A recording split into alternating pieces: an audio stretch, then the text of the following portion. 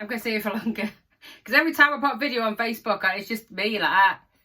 It's not a pretty look on a Wednesday for anyone. But happy Wednesday, happy vlog day, happy the sun is out, the lighter jackets are on, and the glasses are prominent.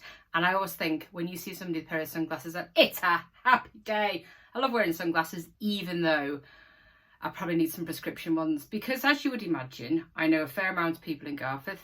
Friends, school mums, friends of friends, people obviously with work, lots of people on the high street, lots of people around the high streets.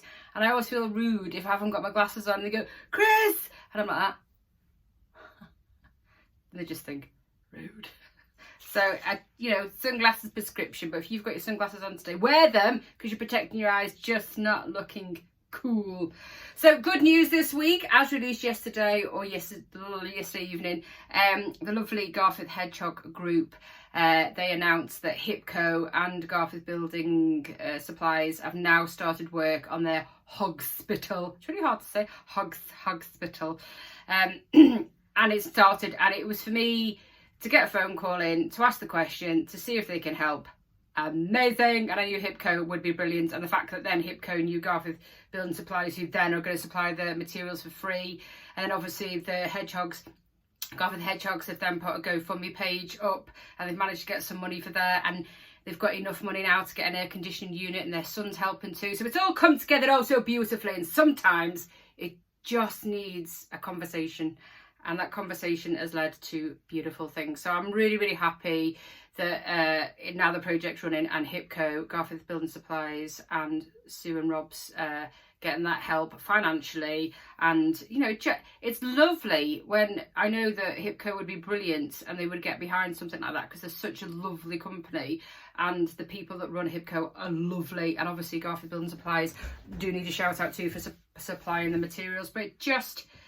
well done, and I'm really glad that that conversation has now started. The project at the Hogspital, and Sue and Rob will have a extra room for more little cute hedgehogs to help. And well done to Sue and Rob, because they do an amazing job. Yesterday there was I don't know if you see, we did share it, but Leeton Council have released an announcement from the government through their Facebook page yesterday about an emergency alerts app, which you can download. I think it's live now, but it did mention something about 23rd of April, but it sort of came through and I sort of went, I got a bit scared by it, because I thought, what does that mean? But I think it's sort of if a disaster happens, you know, earthquakes, something like that, or there is, I don't know, I would suggest a bomb alert or something. Anyway, either way, if something horrible is going to happen to you, you can get an alert, which then sends like a screaming siren in your pocket. I mean, can you imagine the day that, God forbid, that happened? Jeez. You'd just be like, oh, and all, just any sensibilities would just go out the window. Even if you're the cleverest person in the world, or the person that goes onto reality TV who wants to be a Z celebrity, who just thinks they're brilliant and amazing, but really they're a waste of space. Doesn't matter who you are, you're gonna shit yourself. And it's gonna be the scariest noise you'll ever hear. A bit like the siren in pre-war. So I don't know if do I want to get the app?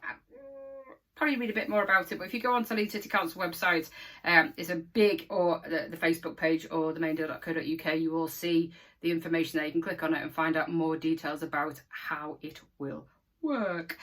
Some events coming up on Saturday with Eco-Friendly Garforth at the Working Men's Club between 12 and 2. We will put these stuff on the blog.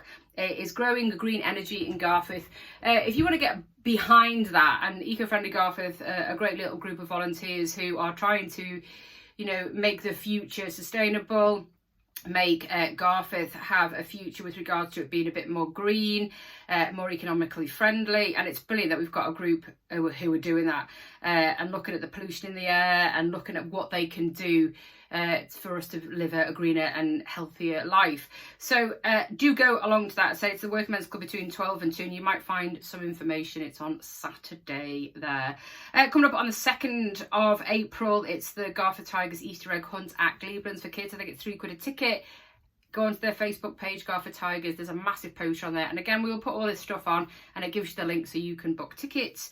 And it'll be great. It'd be really nice, especially for little ones. And it's a great way of raising some funds for Garforth Tigers, which is always important because, again, more volunteers do run Garforth Tigers Rugby Club for all ages. So it'd be great, and also loads of fun. Easter egg hunt for your little ones on Glebans, and another great local event going on. And I know we've done little Easter egg hunts in the past on Main Street and stuff, but this is quite a big thing, so something to look forward to. And on the 3rd of April coming up at the Gaping Goose, there is a psychic 1-to-1 reading evening at the Gaping Goose. If that's your thing, I think they're doing an option of 15 minutes or 30-minute readings. I don't know how that works, but go on to the Gaping Goose because there is the poster on there giving you all the details about the evening reading on the 3rd of April, and then you can book through there. You book your place through there. There's a link through there. So if that's your thing, go, go, go. I spoke to Erin from through email from La Bella Vita yesterday, just touching base, asking how they were doing. You know, seeing where they are with the restaurants, because as usual, lots of people have speculations as to what it is, when it's going to open, who's doing it, blah, blah, blah, blah. And we don't know anything. And they are hoping. They have worked, all I can tell you is that they have worked really harder than you will ever know on this restaurant. And then obviously they are mindful about the opening. And then there's lots of people probably getting impatient. They probably have a waiting list already of people that want to go into the restaurant when it opens. I don't know if they're having a soft opening or not, and they're just going to open it when they are ready. They will have a social media presence for the new restaurant. As soon as I know anything, I will share that. It will be this year for all them people getting impatient and wanting to know what it is. But just trust me when I say they've worked harder than you will know on this restaurant as a team and a family. And as soon as I can release any information and let you know, I will give you that information. But just hats off to them, because when it opens, I think it'll be a brilliant thing for them.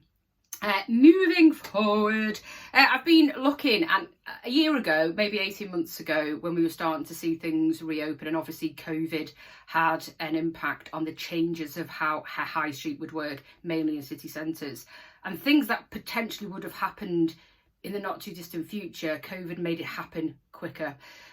With regards to online stuff, so bigger retail businesses were sort of forced to go online, and then have they come back fully? No. I mean, Marks and Spencer's, for a start, are shutting quite a few of their retail shops and then maybe concentrating on more of their food outlets.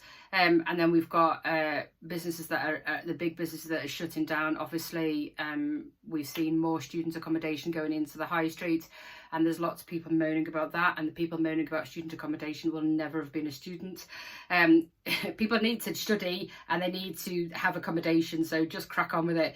But what it's showing is the change and diversity in high streets that's going to happen. And if you go on to Leeds Live, it tells you all the new things that are happening. And as I mentioned 18 months ago, it's going to be a place to be, a place to experience. It's not just going to be a place where you go and buy some clothes. It's going to be a completely different, and it's happening quicker than I thought it would be. I said within the next 5 years, we'll see a massive change on our city high streets, and we're already seeing it very quickly. So there's one building where it's become to do, to eat, to sit, to buy, and it's all happening under one roof. And there has been elements of that in the city, but now it's really starting to move really quickly. Offices are becoming more techie places to be. Hot desks are happening even more, but as well as a hot desk, there's also a coffee shop, and in the coffee shop there's something where you can go and game or something.